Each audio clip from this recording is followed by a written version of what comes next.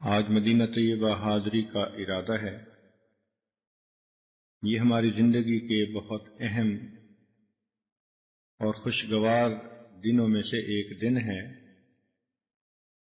دن گنے جاتے تھے دن جس کے لیے، ایسا دن ہے کہ جس کے لیے ہم دنوں کو گنا کرتے تھے کہ وہ کب وقت آئے گا کہ ہم حضرت محمد مصطفیٰ احمد مجتبی صلی اللہ علیہ وسلم کی خدمت اقدس میں حاضری دیں گے۔ اللہ رب العزت نے اپنی رحمت سے ہمیں یہ دونوں حرم دیکھنے کی توفیق نصیب فرمائی، ایک حرم مکہ اور دوسرا حرم مدینہ۔ دونوں شہر محترم ہیں، ان کا احترام ہے۔ چنانچہ مکہ مکرمہ میں عبادت کریں تو 1,00,000 گنا ثواب۔ اس کو اللہ رب العزت نے اتنی عزت عطا فرمائی۔ نماز پڑھیں، روزہ رکھیں، صدقہ کریں، جو بھی نیکی حرم میں رہ کر کریں گے ہر نیکی کا ثواب 1,00,000 گنا بڑھ جائے گا۔ حرم مکہ اور حرم مدینہ یہ دو ہی تو پوری دنیا میں شہر ہیں جن سے ہر مسلمان کا ایک جذباتی لگاؤ ہوتا ہے، دلی لگاؤ ہوتا ہے۔ بمکہ بینی از توحید نور، بیسرب از حبیب اللہ ظہور،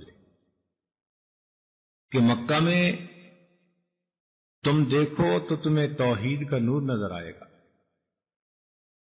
اور اگر تم مدینہ میں دیکھو تو تمہیں نبی علیہ الصلوۃ والسلام کا وہاں مقام نظر آئے گا۔ گرین و شہر ایمارا ندیدے، جدیدی گردری دنیا رسیدے۔ ایمان سے اگر تم نے ان دو شہروں کو نہیں دیکھا تو پھر دنیا میں آ کے تم نے بھلا دیکھا ہی کیا ہے۔ ان بابرکت شہروں کو دیکھنے کی اللہ نے ہمیں توفیق عطا فرمائی۔ مکہ مکرمہ میں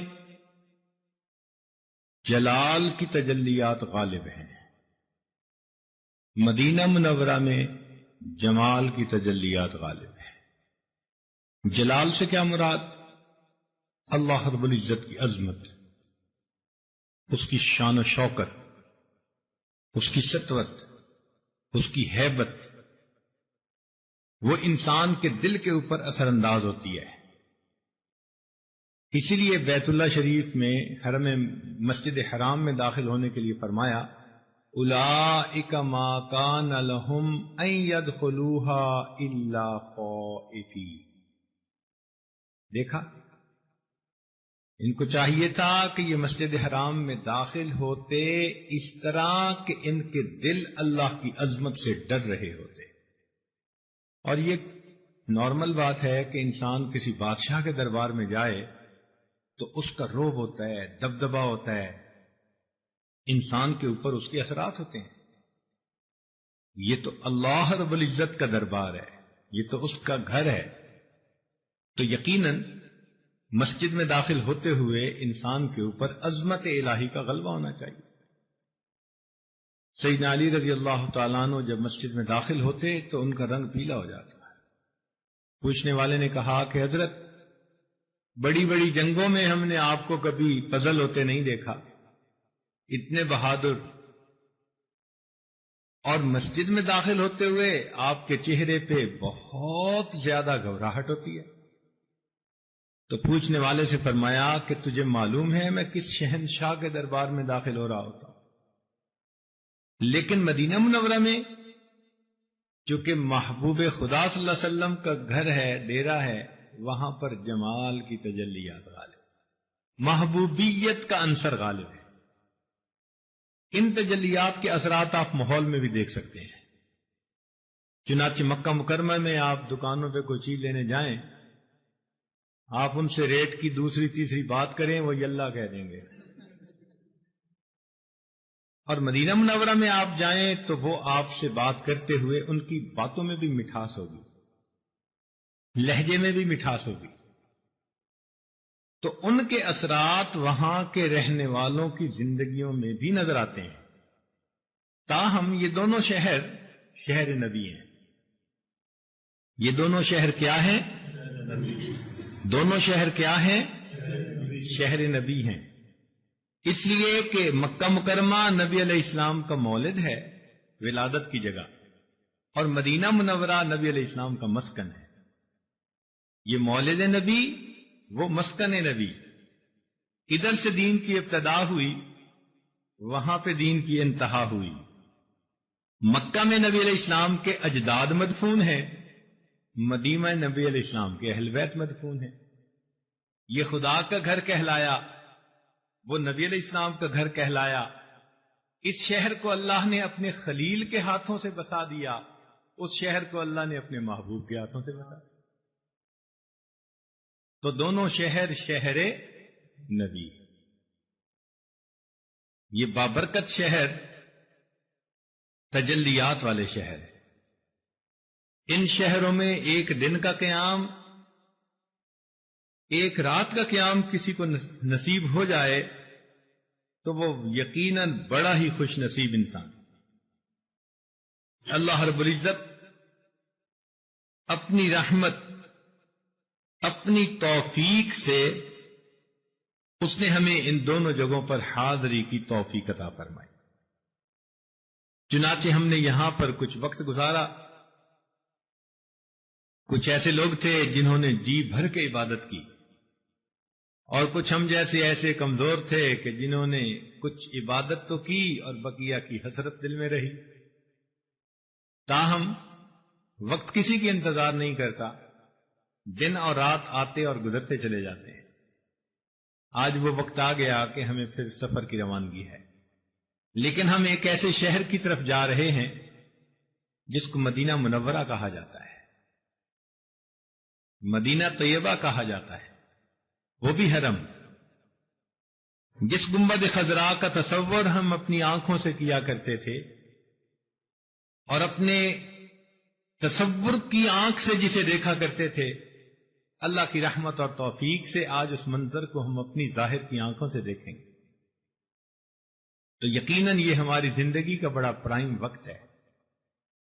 نبی علیہ السلام نے ارشاد فرمایا کہ 5 غنیمتیں ہیں، ان کی قدر کر لو.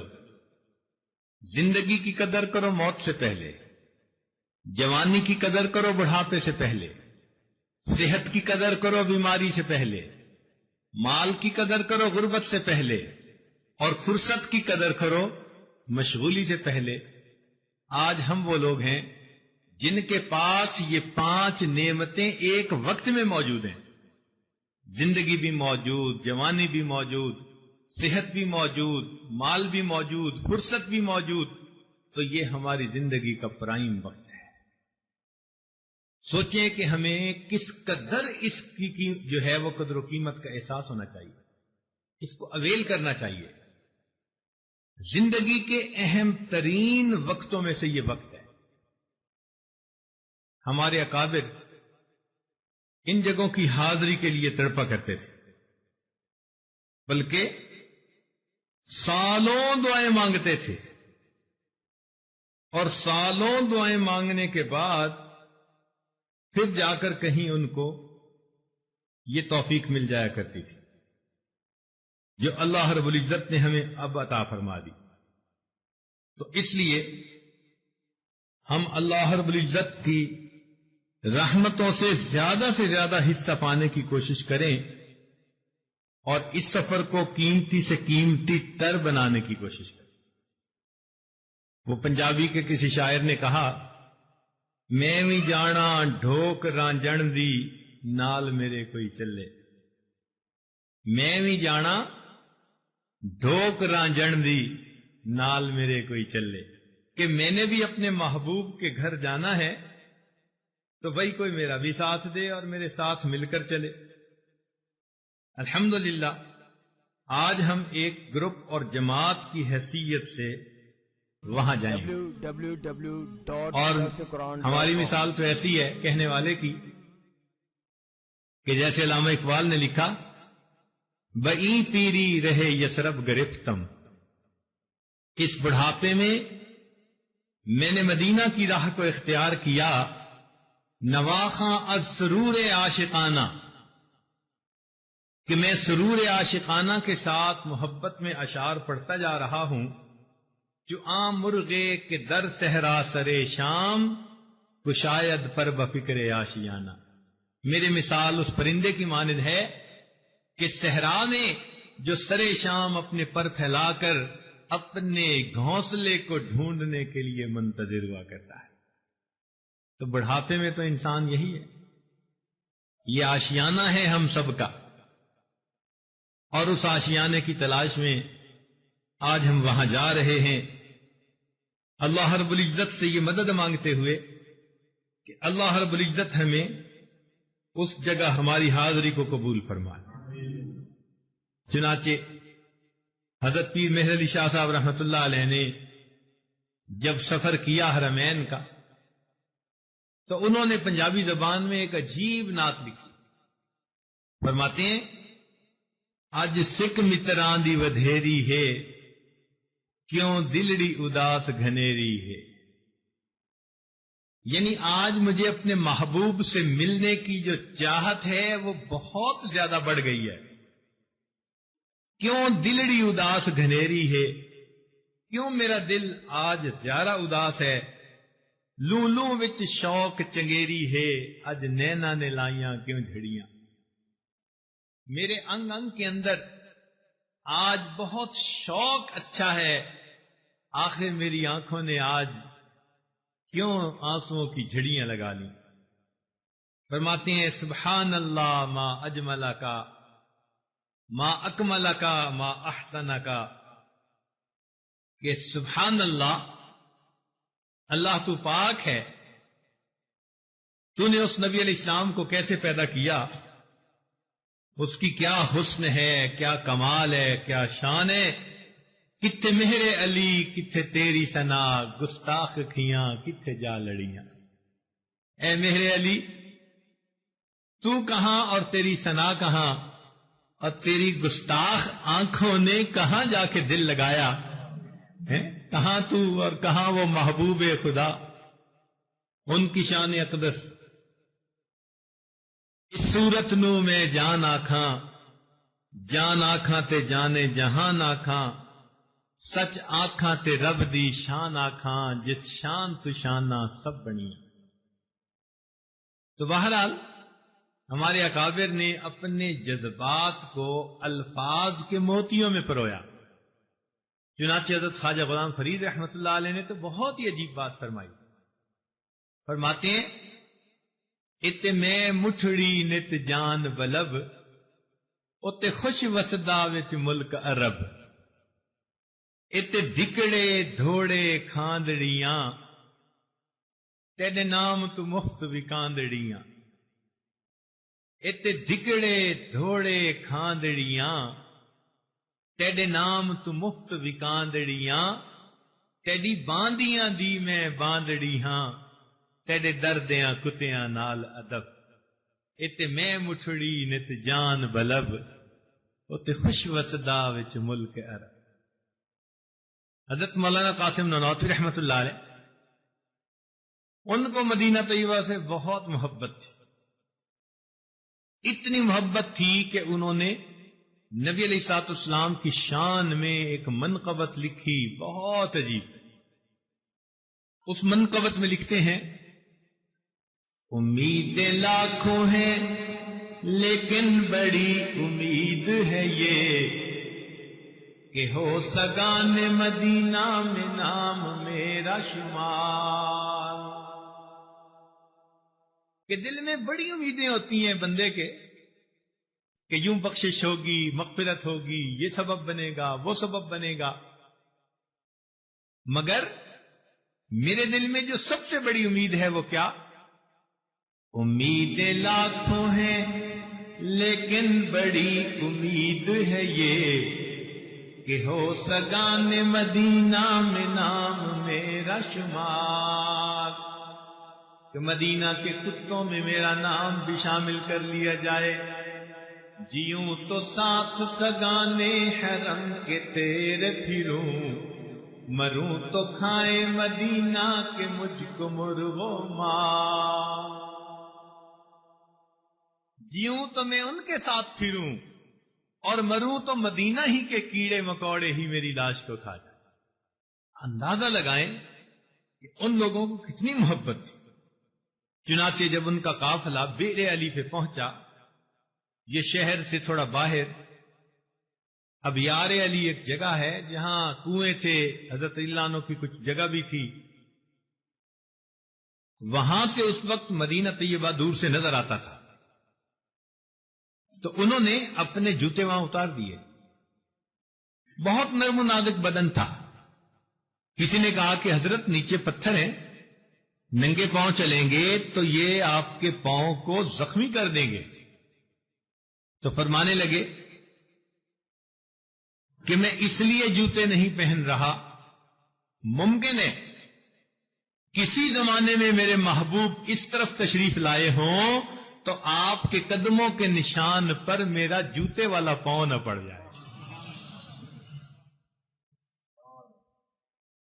چنانچہ ایک مرتبہ مدینہ طیبہ حاضری ہوئی تو روضہ انور نظر آیا، تو روضہ انور کو دیکھتے ہوئے یہ شعر پڑھے، سلامت رہے تیرے روضے کا منظر،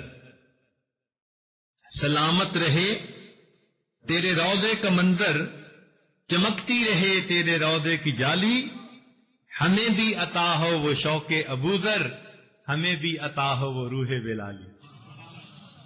دیکھو کیا دعائیں مانگتے تھے کہ اس جگہ پر حاضری کا مقصد یہ ہے کہ ہمیں وہ شوق ابوذر مل جائے اور وہ روح بلالی ہمیں بھی نصیب ہو جائے۔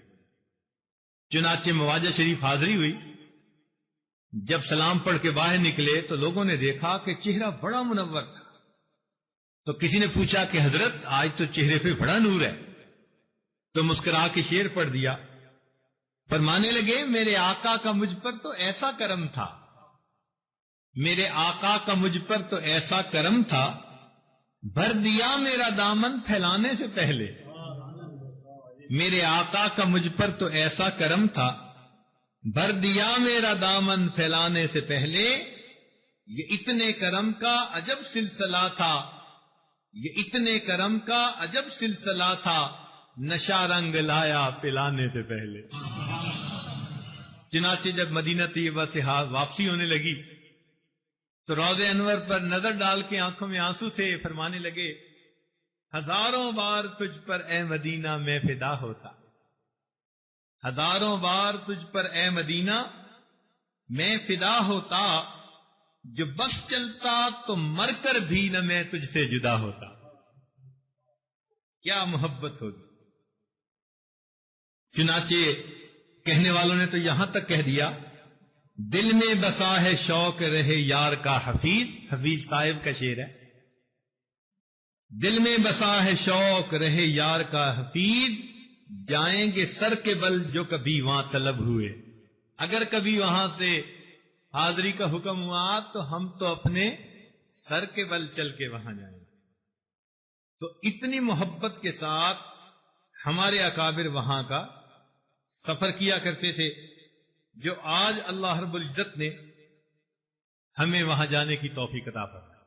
کہنے والوں نے تو بہت کچھ کہا ہے، نظر میں جمال حبیب خدا، جس کی تصویر سینے میں موجود ہے، جس نے لا کر کلام الہی دیا، وہ محمد مدینے میں موجود ہے۔ پھول کھلتے ہیں پڑھ پڑھ کے صلی اعلی، جوم کر کہہ رہی ہے یہ باد صبا۔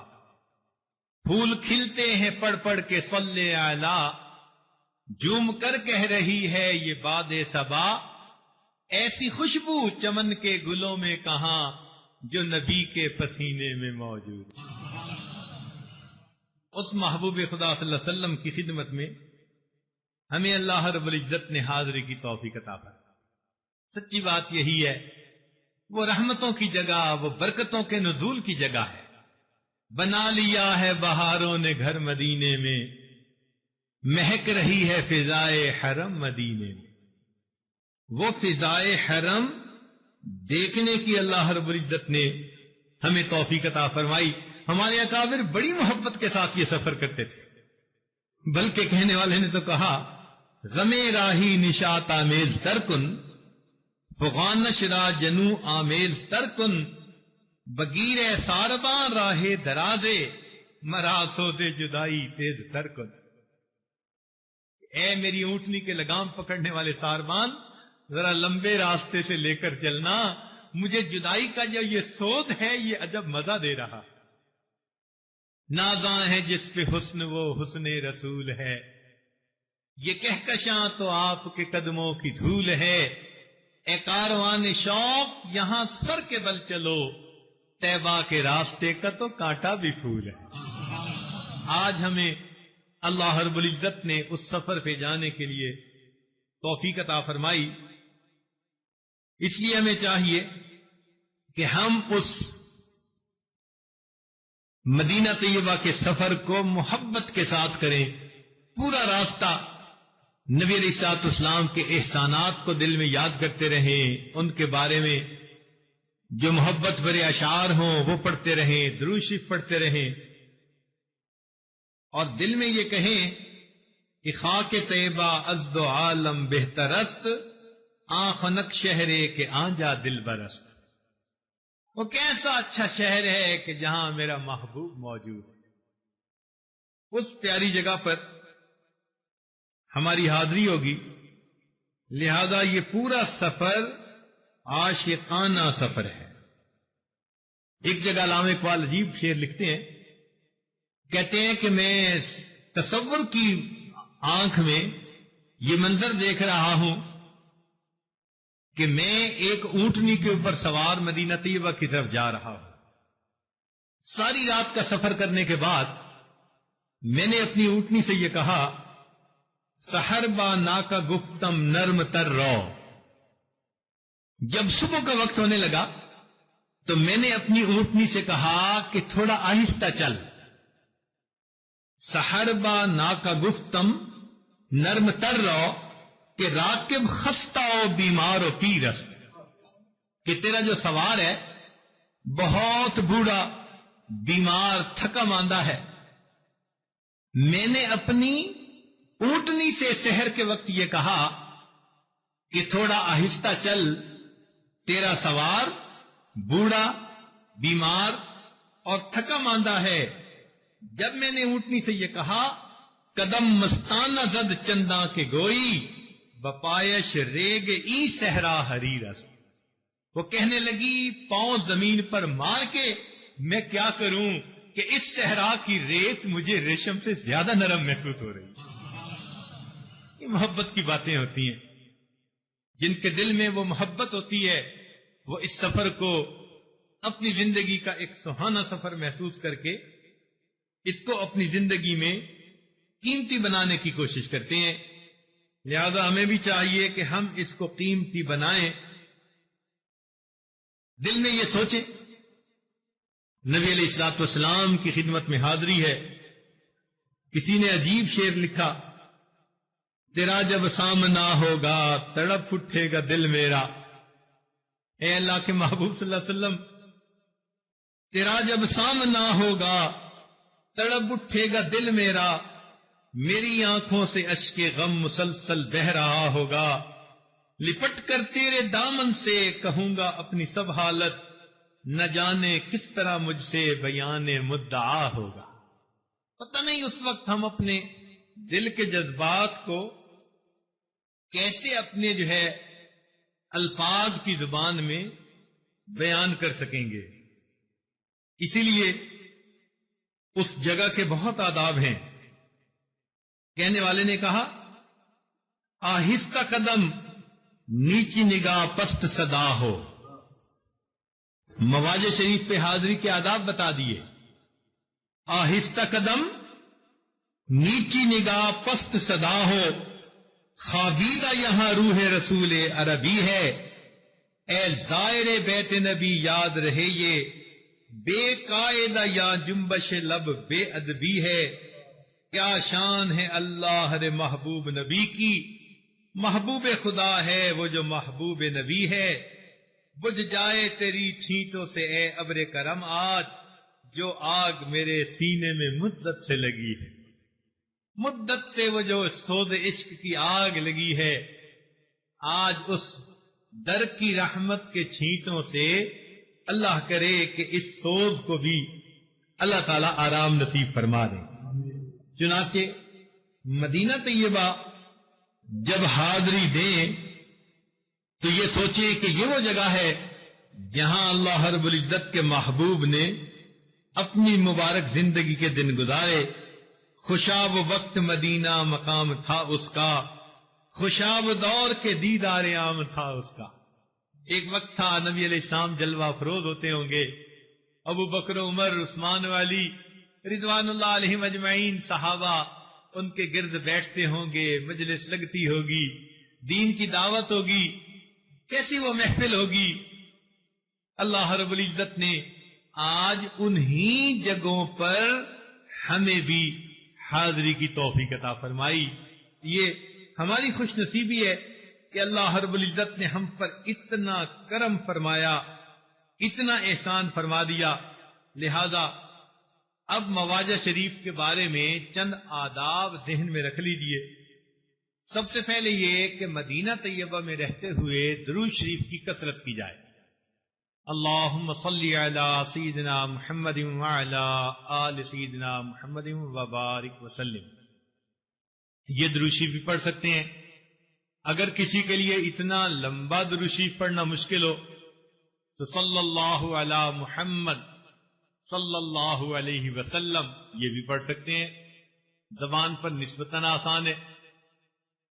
بہرحال جو بھی درود شریف آپ کو اچھا لگے، بعض پڑھتے ہیں جزا اللہ عنا سیدنا محمد صلی اللہ علیہ وسلم و اہلہ، اور ایک بہترین درود شریف آپ حضرات کی خدمت میں عرض کر دوں کہ اللہم صلی علی سیدنا محمد صلی اللہ علیہ وسلم کما تحب و ترضا بعدد ما تحب و ترضا۔ اے اللہ، نبی صلی اللہ علیہ وسلم پر رحمتیں فرما اتنی کہ جتنا آپ چاہیں اور اتنی بار جتنی بار آپ چاہیں۔ اللہ، یہ عجیب جو ہے درود شریف ہے۔ اپنی اپنی محبت کی بات ہے، جہاں دل زیادہ متوجہ ہو بہرحال وہ درود شریف پڑھنا چاہیے۔ ہمارے اکابر نے لکھا ہے کہ جب مسجد نبوی میں حاضری ہو تو داخل ہوتے ہوئے مسجد کی دعا پڑھے، اعتکاف نیت کر لے اور درود شریف کثرت کے ساتھ پڑھے۔ نماز کا وقت ہو تو نماز ادا کرے، اگر نماز کے انتظار ہو تو بیٹھ کے درود شریف پڑھ لے، تلاوت کر لے۔ مدینہ طیبہ کے قیام میں جتنا بھی قرآن مجید پڑھے اس کو نبی علیہ الصلوۃ والسلام کی خدمت میں ہدیہ اور تحفہ کر کے بھیج دے۔ پھر جب یہ چاہے کہ میں نبی علیہ السلام کی خدمت میں حاضری دوں تو ہمارے اکابر کا ایک معمول تھا کہ وہ حاضری سے پہلے کچھ نہ کچھ صدقہ کیا کرتے تھے۔ اب اس کی بیک گراؤنڈ تو یہ ہے کہ قرآن مجید کی ایک آیت اتری جس میں اللہ رب العزت نے ایمان والوں سے فرمایا کہ تم میرے محبوب کی خدمت میں حاضر ہونے سے پہلے صدقہ کیا کرو۔ چنانچہ حضرت علی اللہ عنہ نے اس پر عمل کیا اور ساتھ ہی یہ آیت منسوخ ہو گئی۔ یعنی اللہ رب العزت نے امت کی آسانی کے لیے یہ حکم واپس لے لیا، مگر اپنی منشا تو بتا دی نا کہ میں چاہتا کیا ہوں۔ چنانچہ ہمارے اکابر کا یہ معمول رہا کہ وہ صدقہ کیا کرتے۔ صدقہ کے نام سے ڈرنا نہیں چاہیے، اس لیے کہ جہاں 1000 ریال صدقہ کہلاتا ہے وہاں 1 ریال بھی صدقہ کہلاتا ہے۔ تعداد کی بات نہیں ہوتی، فلوس کی بات نہیں ہوتی، اللہ رب العزت کے ہاں خلوص کی بات ہوتی ہے۔ جتنے اخلاص سے کوئی دے گا اللہ کے ہاں قبول ہوگا۔ چنانچہ صدقہ بلاؤں کو ٹالتا ہے، تو ہمارے گناہ بھی تو ہمارے سر پہ بلا ہے نا، یہ بھی تو ہمیں ڈر ہے نا کہ کہیں ہمارے گناہوں کے سبب کہیں اللہ کے محبوب ہم سے ناراضی نہ ہو جائیں۔ تو ہم صدقہ نیت سے دیں گے کہ اللہ ہمارے گناہوں پہ پردے ڈال دیجئے، ان گناہوں کو مٹا دیجئے، تاکہ جب ہم اللہ رب العزت کے محبوب کی خدمت میں حاضر ہوں تو آقا خوشی کے ساتھ ہمارے سلام کو قبول فرما لے۔ اس لیے حضرت شیخ الحدیث مولانا زکریا رحمۃ اللہ علیہ جب کبھی بیرون ملک کا سفر کرتے اور پھر واپسی پہ مسجد نبی میں حاضری دینے لگتے تو کبھی 5,000 ریال فقراء میں تقسیم کرتے اور کبھی 10,000 ریال تقسیم کرتے اور پھر مسجد نبی میں جاتے تھے. تو بھائی اللہ نے ان کو تو شاہوں جیسی عظمت دی تھی، ان کے 10,000 سے ہی اور ہمارے 10 ریال سے ہی. تو جتنی دفعہ بھی حاضری دیں آپ 1 ریال کی بھی نیت کر لیں تو گویا عمل ہو گیا. اور اگر اس وقت مستحق کوئی بندہ نظر نہیں آتا تو نیت کر کے اپنے پیسے الگ کر دے کہ جب مستحق ملے گا میں ان کو دے دوں گا، مگر میں نے الگ کر لی. تو صدقہ کرنا حاضری سے پہلے یہ ایک فائدے مند عمل ہوگا. نبی علیہ الصلوۃ والسلام کی بارگاہ میں حاضری قبول ہوگی، گناہوں کی معافی مانگیں. پھر جب مسجد نبی میں جائیں تو کوشش کریں اشراق کے وقت یا عشاء کے بعد ریاض الجنہ میں حاضری مل جائے. نبی علیہ السلام نے فرمایا ما بین بیتی و منبری روضۃ من ریاض الجنہ، کہ میرے گھر اور میرے ممبر کے درمیان جو جگہ ہے وہ جنت کے باغوں میں سے باغ ہے. چنانچہ اس کو ریاض الجنہ کہا جاتا ہے اور وہاں سبز رنگ کا قالین ہے بچھا ہوا. مرد لوگ تو جب چاہیں جا سکتے ہیں، بعض مواقع پہ بھیڑ ہوتی ہے، تہجد میں بھی اتنی بھیڑ نہیں ہوتی، اور آج کل دن کے اوقات میں 10-11 بجے بہت وہاں آسانی کے ساتھ جگہ مل جاتی ہے، یا ظہر کے بعد آسانی سے جگہ مل جاتی ہے. رات کو عشاء کے بعد بھی جب لوگ چلے جاتے ہیں تو پھر ریاض الجنہ میں نسبتاً آسانی سے نفل پڑھنے کی توفیق مل جاتی ہے. تو ریاض الجنہ میں جا کے کچھ نفل پڑھ لیں، صلاۃ التوبہ کے، صلاۃ الحاجت کے، شکرانے کے، جو بھی اپنی حاجات ہیں اللہ رب العزت کے سامنے پیش کرنی، ان کے لیے نماز پڑھ کر اللہ تعالی سے وہاں بیٹھ کے دعا مانگیں. یہ ذہن میں رکھتے ہوئے کہ یہ ریاض الجنہ وہ جگہ ہے جہاں نبی علیہ الصلوۃ والسلام نماز پڑھاتے تھے اور اکابر صحابہ آپ کے پیچھے کھڑے ہو کر نماز پڑھا کرتے. وہاں ہر جگہ پر، ہر انچ پر کسی نہ کسی صحابی کی پیشانی لگی ہوگی. ہر انچ اس جگہ کے اوپر کسی نہ کسی صحابی کی پیشانی ضرور لگی ہوگی. آج اس جگہ پر اللہ نے ہمیں بھی حاضری کی توفیق عطا فرمائی. تو جہاں اور بہت ساری دعا مانگے، وہاں ایک دعا یہ بھی مانگنا نہ بھولیں، اے اللہ، آپ کے محبوب صلی اللہ علیہ وسلم نے اس کو جنت کا ٹکڑا کہا اور آپ نے مجھے زندگی میں یہاں پہنچنے کی توفیق عطا فرمائی. جب آپ نے دنیا کی جنت میں پہنچا دیا تو اللہ مجھے آخرت کی جنت سے محروم نہ فرمانا. اور ویسے بھی اللہ کا وعدہ ہے کہ جو جنت میں جائے گا ایک مرتبہ تو اس کو نکالا نہیں جائے گا.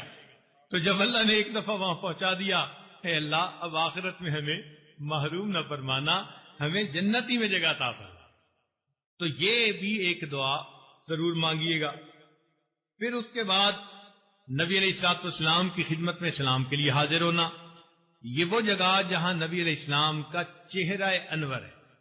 آپ صلی اللہ علیہ وسلم لیٹے ہوئے ہیں اور آپ کا چہرہ قبلہ کی طرف ہے، تو ہم درمیان میں سے گزرتے ہیں اس طرح کہ آپ کے چہرے انور کے سامنے حاضر ہوتے ہیں.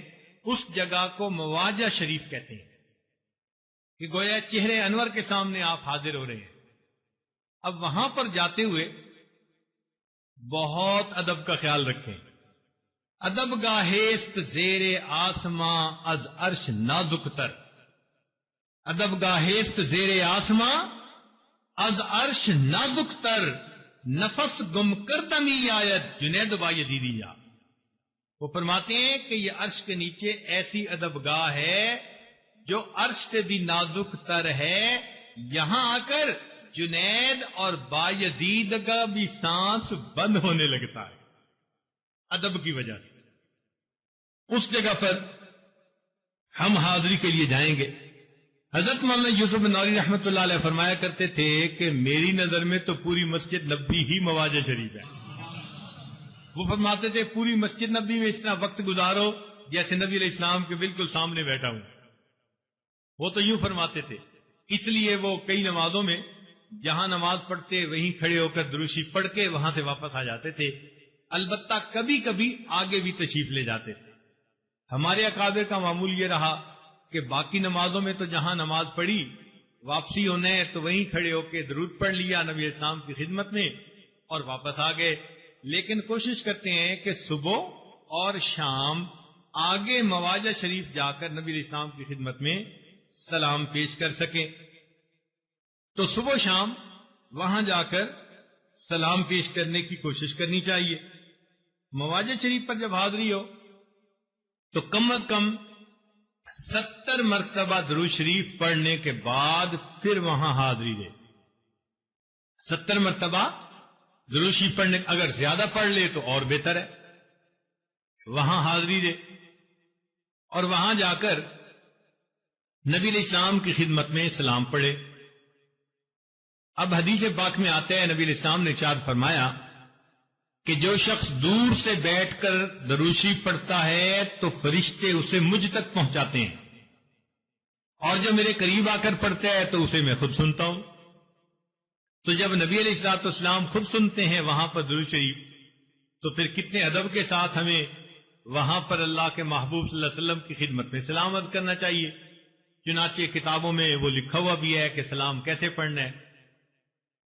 اس جگہ پر چونکہ حاضر ہیں محفل میں، الصلاۃ والسلام علیک سیدی یا رسول اللہ، ان الفاظ میں بھی اگر چاہیں تو ہم درود شریف پڑھ سکتے ہیں. درود شریف پڑھیں، سلام عرض کریں، پھر اس کے بعد اللہ تعالی سے دعائیں مانگیں. اور دعائیں مانگتے ہوئے ذرا چند باتوں کا خیال رکھیں. ایک تو یہ کہ اللہ رب العزت نے قرآن مجید میں ارشاد فرمایا وَلَوْ أَنَّهُمْ إِذْ ظَلَمُوا أَنفُسَهُمْ جَاءُوكَ، اگر ان لوگوں نے اپنی جانوں پر ظلم کیے تھے تو ان کو چاہیے تھا کہ یہ آپ کے پاس حاضر ہوتے، فاستغفر اللہ کے سامنے استغفار کرتے، واستغفر لهم الرسول، اور اللہ کے رسول صلی اللہ علیہ وسلم بھی ان کے لیے استغفار کرتے، لوجد اللہ توابا رحیما، یہ اللہ کو توبہ قبول کرنے والا اور رحمت کرنے والا پا لیتے. چنانچہ ہم اگر حاضری دیں گے تو اللہ کے نبی تو اب بھی نبی ہیں. ہم جب وہاں جا کر اپنے گناہوں پر استغفار کریں گے، ہم اللہ کی ذات سے امید کرتے ہیں کہ ہمارے اس استغفار کی بنا پر اللہ کے محبوب بھی قیامت کے دن ہماری شفاعت فرمائیں گے اور اس پر اللہ تعالی ہماری بخشش فرما دیں گے. تو یہ بھی ذہن میں رکھیے. ایک بات اور بھی کہ جب نبی علیہ الصلوۃ والسلام بندے کا سلام وہاں پر سنتے ہیں، اب یہاں پر ایک اور مسئلہ واضح ہو گیا. ہمارے استاد مولانا محمد اشرف شاد دامت برکاتہم فرماتے ہیں کہ بندے کو چاہیے کہ جب سلام پڑھ کے فارغ ہو جائے، دعائیں مانگے، تو پھر اپنے دل میں نیت کر لے کلمہ پڑھنے کی، اور ذرا مناسب آواز کے ساتھ کلمہ پڑھے، اشہد اللہ الہ الا اللہ واشہد ان محمد رسول اللہ. اور کلمہ پڑھنے کے بعد یہ عرض کرے کہ اے اللہ کے پیارے محبوب صلی اللہ علیہ وسلم، میں نے آپ کے سامنے کلمہ پڑھا ہے، اب آپ قیامت کے دن میرے ایمان کی گواہی دے دیجیے. اور جس بندے کے ایمان پر قیامت کے دن اللہ کے محبوب صلی اللہ علیہ وسلم نے گواہی دے دی، اس بندے کا بیڑا پار ہو جائے. تو بہرحال وہاں جتنے بھی آدمی دعا مانگ سکے وہ دعا مانگے. صد شکر کے ہستے میان دو کریم، اللہ کا لاکھ شکر ہے کہ ہم دو کریموں کے درمیان ہیں. اللہ بھی کریم ہے اور رسول اکرم بھی کریم ہے. دو کریموں کے درمیان ہم موجود ہیں. الحمدللہ اللہ کی یقیناً ہم پر رحمت ہوگی. چنانچہ علامہ اقبال نے شعر لکھا کہ اگر کبھی میں وہاں حاضر ہوتا تو میں نبی علیہ السلام کے روضہ انور پر جا کر یہ شعر پڑھتا، ما ازاں خاتون تے اریاں تریم، پیش اقوام جہاں بے چادرے. اے اللہ کے محبوب صلی اللہ علیہ وسلم، قبیلہ طے کی ایک جوان لڑکی آپ کے سامنے آئی تھی اور اس کے سر پر چادر نہیں تھی، تو آپ نے اپنی کملی مبارک، وہ جو نبوت کی چادر تھی، اس سے اس کے سر کو ڈھانپ لیا تھا۔ آج آپ کی امت اقوام عالم کے سامنے ننگے سر ہے، اب آپ اپنی رحمت سے اس امت کے سر کو ڈھانپ لیجیے۔ تو واقعی سچی بات یہی ہے، ہمیں یہ دعائیں کرنی چاہیے کہ اللہ امت محمد صلی اللہ علیہ وسلم پر خصوصی رحمت نازل فرمائے، خصوصی رحمت نازل فرمائے، اور اللہ تعالی ہماری دعاؤں کو قبول فرما لے۔ مفلسانی آمدہ در کوئے تو، چین للہ از جمال روئے تو، دست بکشا جانب زنبیل ماں، آفری بر دست بر بازوئے تو۔ یہ ہماری کتنی خوش نصیبی ہے کہ ہمیں مسجد نبوی صلی اللہ علیہ وسلم میں نماز کے لیے جانے کی توفیق نصیب ہوگی۔ میری سجدہ گاہ تیری زمین، یہ بڑے نصیب کی بات ہے۔ میری سجدہ گاہ تیری زمین، یہ بڑے نصیب کی بات ہے۔ تیرے نقش پا پہ میری جبیں، یہ بڑے نصیب کی بات ہے۔ نبی علیہ السلام کے نقش پا ہوں گے نا کہیں، اور ان پر ہماری جبیں پڑے گی۔ ہاں، اس لیے ہم ذرا اندازہ کریں کہ کس جگہ پر اللہ رب العزت ہمیں حاضری کی توفیق عطا فرما رہے ہیں، تو وہاں اپنے دل کا غم نکال دیجئے۔ جیسے ماں کے پاس آ کے بچہ رو پڑتا ہے، سارا غم نکال دیتا ہے، شفقت ملتی ہے، محبت ملتی ہے، رحمت ملتی ہے۔ دیار رسول صلی اللہ علیہ وسلم بھی اسی طرح ہے کہ نبی علیہ السلام کے قدموں میں حاضر ہوں، اپنے دل کے غم وہاں کہہ لیں۔ بیٹیاں باپ کی خدمت میں حاضر ہوتی ہیں تو آنکھوں کے آنسوؤں سے اپنے دل کی تمنا بیان کر دیتی ہیں۔ یہ امت کی بیٹیاں وہاں حاضری دیں گی تو یہ اپنے آنسوؤں سے اپنی دعاؤں کو لکھ ڈالیں۔ تو پھر دیکھیں اللہ رب العزت کے محبوب کی طرف سے کیا رحمتیں ہوں گی، کیا مہربانیاں ہوں گی۔ کبھی آہ دل سے نکل گئی، کبھی اشک آنکھ سے ڈھل گئے۔ کبھی آہ دل سے نکل گئی، کبھی اشک آنکھ سے ڈھل گئے۔ یہ تمہارے غم کے چراغ تھے، کبھی بجھ گئے کبھی جل گئے۔ تو جب دل میں محبت ہوگی تو یقیناً وہاں پر ایسے ہی انسان کا وقت گزرے گا۔ امام مالک رحمت اللہ علیہ جو فقیہ دار الہجرہ کہلاتے ہیں، ان کے بارے میں آتا ہے کہ اللہ رب العزت نے ان کو بہت گھوڑے دیے تھے، مال منال دیا تھا، مگر مدینہ طیبہ کے اندر گھوڑے پہ وہ سوار نہیں ہوتے تھے۔ تو کسی نے پوچھا امام صاحب سے کہ حضرت آپ کے پاس گھوڑے بھی ہیں، مدینہ طیبہ میں گھوڑے پہ سوار نہیں ہوتے؟ تو فرمانے لگے کہ جس زمین پر میرے محبوب صلی اللہ علیہ وسلم نے اپنے قدم مبارک لگائے، مالک کو زیب نہیں دیتا، وہ گھوڑے کے سموں سے اس زمین کو پامال کر دے۔ اتنا ادب۔ چنانچہ جب قضاء حاجت کی ضرورت ہوتی تو حرم سے باہر جاتے اور وہاں پر قضاء حاجت سے فارغ ہو کر باہر واپس آتے تھے۔ بلکہ کتابوں میں لکھا ہے کہ بالکل باؤنڈری لائن پر بیٹھتے، ایک پاؤں ادھر ہوتا ایک پاؤں ادھر ہوتا، مگر فراغت حرم کے باہر ہوتی، اور پاؤں حرم میں اس طرح رکھتے کہ اگر اس حالت میں موت آ جائے تو مجھے حرم میں مدینہ میں موت آ۔ ایسی دل میں چاہت۔ ہمارے کتنے اکابر تھے جو سفر نہیں کیا کرتے تھے کہ کہیں ایسا نہ ہو کہ ہمیں حرم سے باہر موت آ جائے۔ نبی علیہ الصلوۃ والسلام نے ارشاد فرمایا، حدیث پاک کا مفہوم ہے، ہو سکے تو مدینے میں آ کے مر جا۔ تو تمنا رکھنی چاہیے۔ رب کعبہ سے کرینے کی دعا مانگی ہے، ہم نے مرنے کی مدینے میں دعا مانگی۔ تو ہمارے دل میں بھی ایک تمنا رہے۔ نبی علیہ السلام نے فرمایا کہ میں سب سے پہلے اٹھوں گا، میرے ساتھ ابو بکر عمر ہوں گے، اور میں جنت بقیع میں آؤں گا، اور پھر اہل بقیع میرے ساتھ اٹھیں گے، اور پھر یہ اٹھ کر اللہ کے دربار میں قیامت کے دن حاضری دیں گے۔ تو اس بقیع کی جگہ اللہ ہمیں بھی موت کے وقت نصیب فرما دے۔ یہ تمنا تو کم از کم ہر دل میں ضرور ہونی چاہیے نا، کہ اللہ رب العزت ایسی توفیق عطا فرما دے۔ مدینہ طیبہ میں اگر کوئی آدمی کھانے کی دعوت کی دے تو ہمارے حضرت رحمت اللہ علیہ فرمایا کرتے تھے کہ اس کا انکار نہیں کرنا چاہیے۔ بلکہ یوں سوچنا چاہیے کہ یہ دعوت نبی علیہ الصلوۃ والسلام کی طرف سے ہماری ہو رہی ہے۔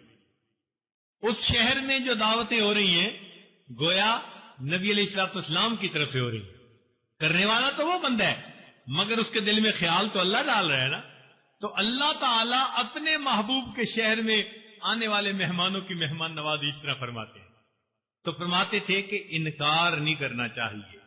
ہاں اگر کوئی شرعی عذر ہو، نماز قضا ہونے کا ڈر ہو یا مسجد نبوی کی نماز نہ مل سکتی ہو، کوئی ایسا مسئلہ ہو تو پھر بے شک انسان انکار کر دے، وگرنہ حتی الوسع انکار نہیں کرنا چاہیے۔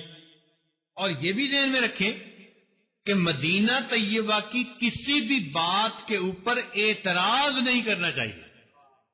آپ ذرا بتائیں کہ آپ کے گھر میں جھاڑو دینے والا یا آپ کے واش روم کی صفائی کرنے والا اگر آپ اس کو کسی وقت اپنے ڈرائنگ روم میں اور لیونگ روم میں بلا لیں اور وہ وہاں آ کر اعتراض کرنا شروع کر دے، یہ ٹھیک نہیں وہ ٹھیک نہیں، آپ کیا کریں گے؟ کہیں گے گیٹ آؤٹ، تمہاری اوقات کیا ہے کہ تم آ کے یہاں نکتہ چینیاں کر رہے ہو۔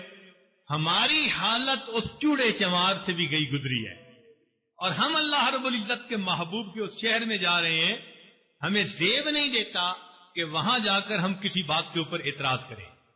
کوئی چیز قابل اعتراض نظر بھی آئے تو اپنی زبان کو بند رکھیں۔ بعض لوگوں کو دیکھا کہ بیٹھ کر کمنٹس کرنے شروع کر دیتے ہیں، او جی یہ ہوتا ہے، او جی وہ ہوتا ہے۔ بھائی ڈر جائیں، ایسا نہ ہو کہ آئندہ حاضری کی توفیق ہی چھین لی جائے۔ اچھا یہ آتا ہے تو اعتراض کرتا ہے، آج کے بعد اس کو یہاں آنے نہیں دینا، پھر کیا بنے گا بھائی؟ ہمارے حضرت رحمت اللہ علیہ ایک واقعہ سنایا کرتے تھے، فرماتے تھے کہ ایک آدمی ناشتہ خریدنے کے لیے گیا تو اس نے صبح ہوٹل سے کوئی کھانا لیا۔ کھانے کے دوران ہوٹل والے نے اسے کہا بھائی دہی بھی لے لو۔ تو جب اس نے کہا نا کہ دہی بھی لے لو تو وہ کہنے لگا یار مدینہ کی دہی کھٹی ہوتی ہے۔ اب اپنی روانی میں یہ بات کر بیٹھا۔ رات خواب میں نبی علیہ الصلوۃ والسلام کی زیارت نصیب ہوئی۔ نبی علیہ الصلوۃ والسلام بہت جلال میں فرمایا تم کہتے ہو کہ مدینہ کی دہی کھٹی ہوتی ہے، لہذا یہاں سے چلے جاؤ۔ اب خواب ختم ہو گیا، یہ بڑا پریشان کہ کیا ہو۔ چنانچہ صبح علماء سے پوچھا، علماء نے کہا کہ بھئی ایسے کرو کہ نبی علیہ الصلوۃ والسلام کے چچا سیدنا حمزہ رضی اللہ تعالیٰ عنہ، وہ نبی علیہ السلام کے بہت محبوب تھے، چچا تھے، دوست تھے، بھائی تھے، لہذا ان کی خدمت میں کچھ قرآن پڑھ کر پیش کرو اور وہاں جا کے دعا مانگو، ہو سکتے اللہ تعالیٰ تم پر مہربانی کر دے۔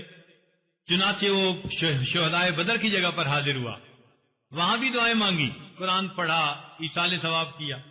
رات خواب میں سیدنا حمزہ رضی اللہ عنہ کی زیارت نصیب ہوئی، مگر حمزہ رضی اللہ عنہ نے اس شخص کو کہا کہ دیکھ تجھے نبی علیہ السلام حکم فرما چکے ہیں کہ یہاں سے باہر چلا جا، اگر تو باہر نہیں نکلے گا تو تیرا ایمان سلب ہونے کا اندیشہ ہے، فوراً چلا جا یہاں سے۔ تو ہمارے حضرت فرمایا کرتے تھے کہ اس لیے ہمیں زیب نہیں دیتا کہ ہم وہاں کی کسی بھی چیز کے اوپر تنقید کریں، کوئی تنگی بھی پہنچ جائے تو خاموش رہیں، اس لیے کہ ہمیں وہاں حاضری کی اجازت مل جانا یہی ہماری اوقات سے بڑی بات ہے۔ اس لیے ہم وہاں جا کر ادب کا خیال رکھیں اور اللہ رب العزت سے دعائیں مانگتے رہیں۔ اللہ جب آپ نے اس محبوب صلی اللہ علیہ وسلم کے قدموں میں ہمیں یہاں پہنچا دیا تو اب اپنی رحمت سے اللہ ہمیں یہاں کی برکتوں سے بھی حصہ عطا فرما دیجیے۔ چنانچہ بعض لوگ اپنے تصور کی دنیا میں مدینہ طیبہ کی محفلوں کے بارے میں اور فضا کے بارے میں سوچتے تھے اور لکھتے تھے۔ کسی لکھنے والے نے لکھا، کاش وہ چہرہ میری آنکھوں نے دیکھا ہوتا، کاش وہ چہرہ میری آنکھوں نے دیکھا ہوتا، مجھ کو تقدیر نے اس دور میں لکھا ہوتا، باتیں سنتا میں کبھی پوچھتا معنی اس کے، آپ کے سامنے اصحاب میں بیٹھا ہوتا، جب بھی مسجد نبوی میں اذانیں ہوتی میں مدینے سے گزرتا ہوا جھونکا ہوتا۔ کسی نے کچھ کہا، کسی نے کچھ کہا، مگر ایک شاعر نے تو اپنے دل کے جذبات کو عجیب انداز سے کہا. اس نے کیا لکھا؟ سوچتا ہوں میں تب جنم لیتا، سوچتا ہوں میں اس دور میں اگر پیدا ہوتا. یہ تو محبت کی بات ہے، چشم تصور میں بات کہہ رہا ہے. سوچتا ہوں میں تب جنم لیتا، جانے پھر کیا سے کیا ہوا ہوتا. چاند ہوتا تیرے زمانے کا، حکم تیرے سے میں بٹا ہوتا. چاند ہوتا تیرے زمانے کا، حکم تیرے سے میں بٹا ہوتا. پانی ہوتا وہاں کے چشموں کا، تیرے قدموں پہ بہہ گیا ہوتا. پانی ہوتا وہاں کے چشموں کا، تیرے قدموں پہ بہہ گیا ہوتا. ٹکڑا ہوتا میں ایک بادل کا، ساتھ تیرے میں گھومتا ہوتا. جہاں لگ محبوب آپ جاتے، میں بادل کا ٹکڑا بن کر آپ کے ساتھ ساتھ وہاں پر جاتا. ٹکڑا ہوتا میں ایک بادل کا، ساتھ تیرے میں گھومتا ہوتا. پیڑ ہوتا کھجور کا کوئی، جس کا پھل تو نے کھا لیا ہوتا. پیڑ ہوتا کھجور کا کوئی، جس کا پھل تو نے کھا لیا ہوتا. تیرے حجرے کے آس پاس کہیں، تیرے حجرے کے آس پاس کہیں میں کوئی کچا راستہ ہوتا. تیرے حجرے کے آس پاس کہیں میں کوئی کچا راستہ ہوتا. خاک ہوتا میں تیری گلیوں کی، تیرے قدموں کو چومتا ہوتا. آپ چلتے میں خاک بن کے آپ کے پاؤں کو بوسہ دے رہا ہوں. اللہ رب العزت ہمیں بھی اس محبت کے ساتھ یہ سفر کرنے کی توفیق عطا فرمائے، اور اللہ تعالی ہمیں دیار محبوب کی اس حاضری کے بعد بقریت واپس اسی جگہ حاضری کی توفیق عطا فرمائے. وآخر دعوانا ان الحمد للہ رب العالمین. سبحان ربی العلی الوہاب. اللہم صلی علی سیدنا محمد وعلی آل سیدنا محمد وبارک وسلم. ربنا ظلمنا انفسنا وان لم تغفر لنا وترحمنا لنکونن من الخاسرین. اے مالک، ہم آپ کے عاجز مسکین بندے ہیں، ہمارے گناہوں کو معاف فرما، خطاؤں سے درگزر فرما، عیبوں کی پردہ پوشی فرما. اللہ ہماری مکہ مکرمہ کی اس حاضری کو قبول فرما. اے اللہ ہماری امیدوں سے بڑھ کر ہمیں اجر اور بدلہ نصیب فرما. ہماری خطاؤں سے درگزر فرما، ہمارے قصوروں کو معاف فرما. میرے مولا، مدینہ طیبہ حاضری کا ارادہ ہے، اللہ خیر و عافیت کے ساتھ وہاں حاضر ہونے کی توفیق عطا فرما. اس محبوب کے در پر ادب کے ساتھ وقت گزارنے کی توفیق عطا فرما. جی بھر کر وہاں عبادت کرنے کی توفیق نصیب فرما. اے اللہ، دن رات کے اوقات میں رحمتیں برکتیں لوٹنے کی توفیق نصیب فرما. اور اے اللہ، اپنی رحمت سے ہمیں نبی علیہ الصلوۃ والسلام کی ایک ایک سنت پر محبت کے ساتھ عمل کی توفیق عطا فرما. اللہ ہمیں شرک سے محفوظ فرما، بدعات سے محفوظ فرما، رسومات سے محفوظ فرما. اے اللہ، ہمارے ظاہر کو اپنے محبوب کی پیاری سنتوں سے سجا اور ہمارے باطن کو اپنی معرفت سے منور فرما. ہمارے اکابر نے جس محبت کے ساتھ یہ سفر کیا، اللہ ہمیں بھی یہ سفر ویسا کرنے کی توفیق عطا فرما. صلی اللہ تعالی علی حبیبہ سیدنا محمد وآلہ واصحابہ اجمعین.